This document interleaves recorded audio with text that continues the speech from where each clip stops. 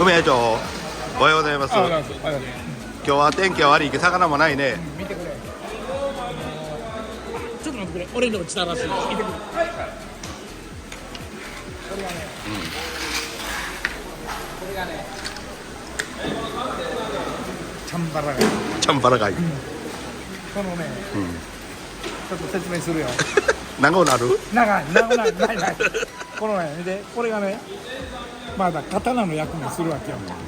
で海の中でこれとこれがこうやるわけよ。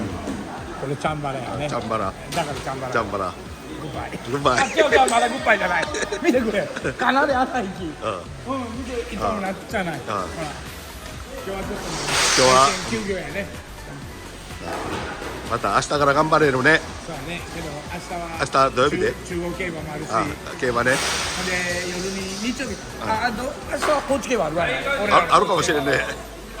まあファイナルがね一発逆転やないからねちょっと他のとこもあるがやけどねまあちょっとはい。大口狙っていくよ。グッバイ。グッバイ。